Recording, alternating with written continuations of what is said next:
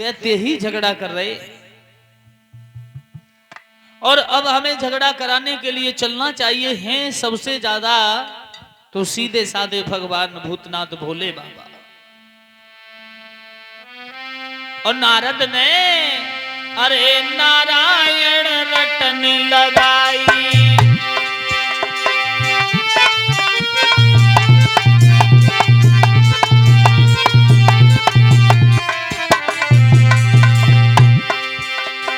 अरे नारायण रटन लगाई, पीड़ा तन लो उठाई,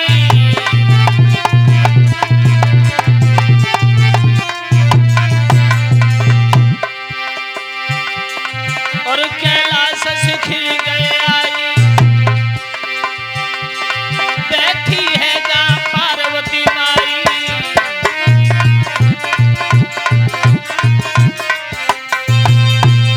नारायण नारायण करते हुए नारद कैलाश पर्वत की ओर जब गए तो क्या देखा, मां पार्वती बैठी है। और पार्वती को जैसे देखा तो मन में विचार आया कि वाह मातेश्वरी प्रणाम। जवाब दिया प्रणाम नारद। लेकिन पार्वती नारद को गुरु मानती थी और वास्तव में ही नारद पार्वती के गुरु थे।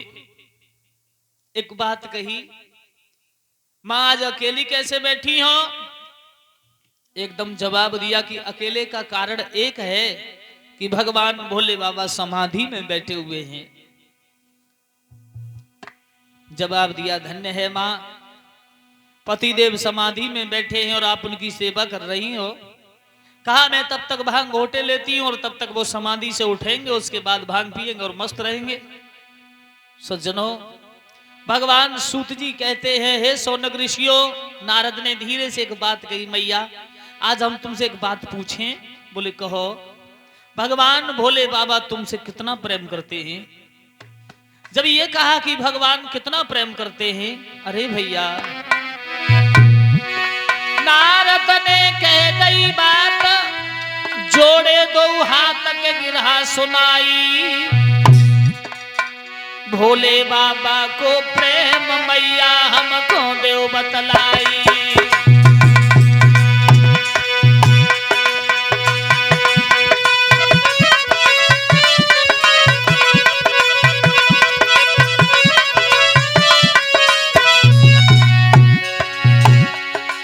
एकदम जवाब दिया, मां एक बात पूछना चाहता हूं, निवेदन कर रहा हूं, प्रसन्न नहीं कर रहा मां, बोलो।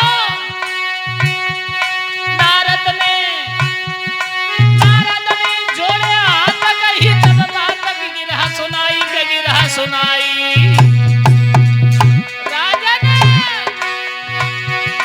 भोले बाबा को प्रेम देव बतलाई।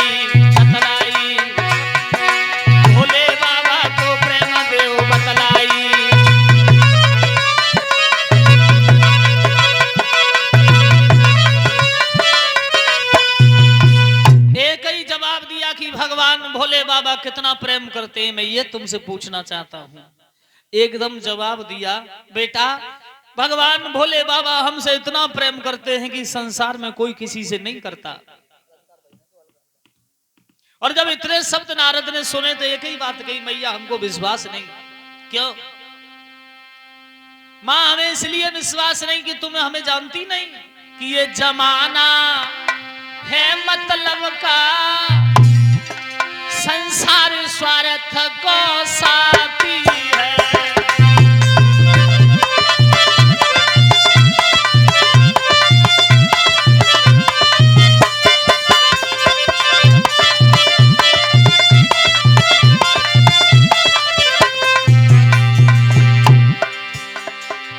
जवाब दिया नारद ने पार्वती मां से, हमें इतनी मालूम है कि जमाना ये मतलब को है और ये संसार स्वार्थ का है।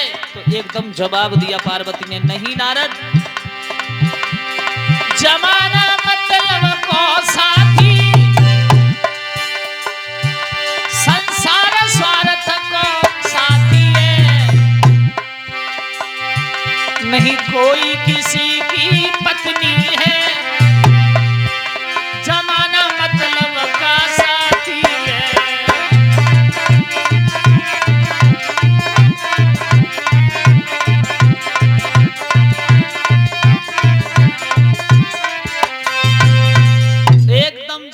दिया, ना कोई किसी का पति है और ना कोई किसी की पत्नी। मैं मानता हूं देवी संसार जमाना स्वार्थ का है, तो पार्वती लाल हो गई, हमारे भोले बाबा संसार में हमसे ज्यादा किसी को नहीं मानते। तुमने ये बात क्यों कही? एकदम जवाब दिया, वाह, हमने बात नहीं कही, हम सत्य कहते हैं। अच्छा एक बात बताओ, अगर भोले बाबा तुम्हें मानते हैं तो ये पूछ के देखा ना कभी कि जो तुम्हारे गले में 107 मुंड पड़े हैं वो कहां से आए? अगर वो सच्चा हित करते होंगे तो अवश्य बताएंगे, और अगर तुमसे प्रेम नहीं करते होंगे तो नहीं बताएंगे। पार्वती बोली ये कितनी बड़ी बात, छोटी सी बात। नारद जी बोले बस अब चल रहे हैं, और नारायण नारायण करी और नारद जी वहां से चल दिए। और बस पार्वती को वही रटन लगी रही कि आएंगे और जरूर पूछूंगी कि 107 गले में मुंड कहां से आए। और तुम जान तो कि औरत की बुद्धि बड़ी मंद होती है। क्यों? कुछ पूछो ही मती महाराज।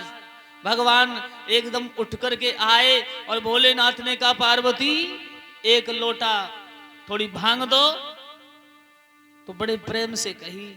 जब इनके मतलब की बात होगी नहीं तो बड़े हित से पूछती हैं, सुनते हो नहीं? कल मेला है, कल तो मेला चलेंगे, या कोई त्योहार आए तब देखो। बोले कल भैया दो जाए, समय से चलेंगे, समय से उठ जाना। अपने मतलब की बात बड़े हित से पूछेंगी, और पति के मतलब की बात तो क्रूर भाव से एकदम देखेंगे। धीरे से कहा मैं एक बात पूछती हूँ। भगवान ने कहा बात बाद में पूछना, पहले हमें भांग ला के दो। पार्वती ने कहा जब मैंने कभी पूछने की कोशिश की होगी तब तुमने कोई बात बताई? जवाब दिया पूछो। मैं ये पूछती हूँ कि तुम्हारे जो गले में 107 ये मुंड कहां से आए, देव बताई।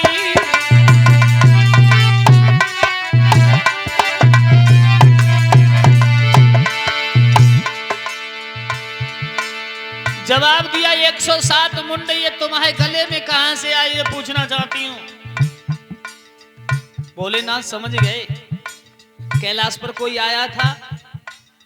पार्वती झूठ बोली नहीं आया, नहीं आया, बिल्कुल नहीं आया। कहा छिपो परमात्मा से। भोला समझ गए मन में के नारद पहुंचे आई।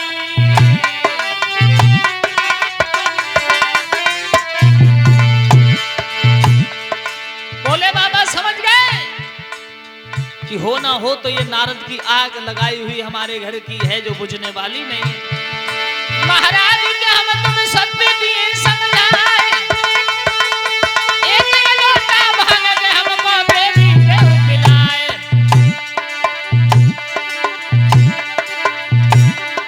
कर ले भजन भगवान का नुकसान ना होगा, कर लो भजन भगवान का नुकसान ना होगा।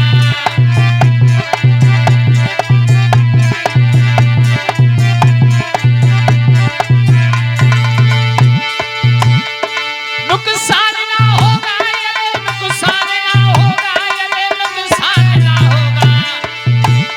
मुलाकात हो गए राम से, नुकसान ना होगा।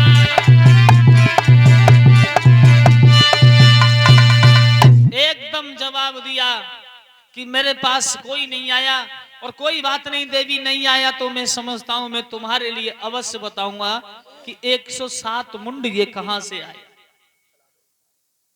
देवी ये 107 जो मुंड तुम्हारे ही है, तुमने इस भूमंडल पर 107 अवतार लिए। पैदा होती हो, हमसे विवाह होता है, और विवाह होने के बाद वृद्धावस्था को पाके तुम समाप्ति की ओर चले जाती हो, और उस मुंड को हम अपनी माला में पिरो लेते हैं और समाधि में लीन हो जाते हैं।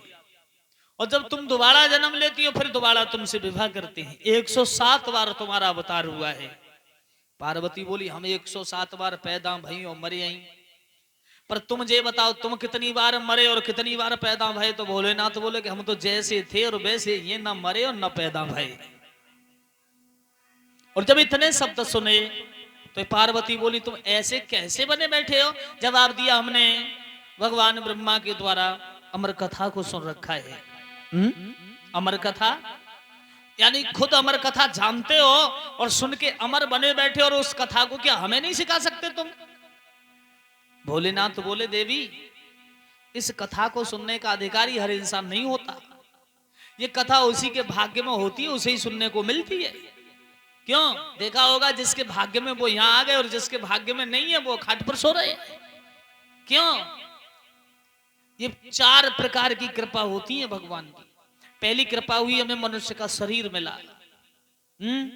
84 लाख योनियों में सब जीव जंतु आ जाते हैं। एक बार चींटी बने, कभी बिल्ली बन गए, कभी कुत्ता बन गए, सो अम्मा की भुगनिया परी आए आए कतवे गलिन में भागत चले गए। कभी गधा बन गए तो भट्टा पे ईंटें ढोते रहे, कभी झोटा बन गए तो बुग्घी में गन्ने ढोते रहे, ऊपर ते लट्ठे पत्थर। और जब 84 लाख योनि भोगने के बाद भगवान कहता है कि तेने बड़ो परोपकार करो है, अब मैं तुझे बड़ा सुंदर शरीर दूंगा। अंदाजा लगाओ, कोई सा भी जीव ऐसा है जो पाप करना जानता है? बोलो। भैंस कभी पाप करती है? परोपकार करती है, दूध देती है। बैल कभी पाप करता है?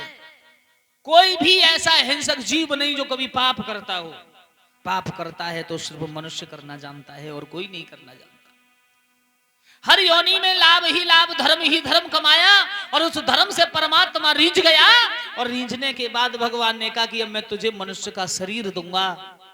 गर्मी लगेगी तो पंखा लगा लेगा, ठंड लगेगी बनने तो कानों से अंगोछा बांध लेगा, और बरसात होगी तो रहने के लिए मकान भी बना लेगा। सब सुख भोगेगा तो इस जीवन में। गर्भ मास में आए, मां से कह रहे हैं अब भैया उधर से बाहर हो जाए प्रभु, तेरो ही नाम रटेंगे दुनिया को नाम छोड़ के। और मां के उधर से जब बाहर हुए, योग माया लिपट गई। कौन सी योग माया? बूढ़ी अम्मा ने हाथ में ले लो, नाती किनको है? मेरो है। झट बूढ़ी अम्मा से बुआ ने छीन लो, भतीजो मेरो है। झट चाचा ने गोदी में ले लो, जे तो भतीजो मेरो है। यानी पूरे परिवार का मोह माया ने घेर लिया, और बचपन आ गया, और उस बचपन में उस परमात्मा का ध्यान भूल गए। कुछ बड़े हुए, माँ बाप का प्यार मिला, और कुछ बड़े हुए स्कूल में गए, साथियों का प्यार मिला, और कुछ बड़े भय बस वे ही आए गई श्रीमती जी, अब उनको प्यार मिलो, फिर वे ऐसे भूल गए दुनिया को। अब कोई माँ बापू ना है भाई सामने, वे ही है जो कुछ ट्यूशन वे ही पढ़े भाई, सीखे और कोई सीखे ही ना। भगवान की कृपा से थोड़े बच्चे हुए, फिर बच्चों की ओर हित चला गया। अब लगे रहे भाई में कि लल्ला तू MSc कर, तू BSc कर, तू B.Ed कर, लली ललन के ब्याह करे, राम को नाम तो ना आयो। अब आए गए बाल है गए सफेद, बाबा आखिर से दिखनो है वो कम है, चलो जातरा हाथ में ले लो डंडा। अब कर रहे हैं हे राम तू ही है। अब राम कब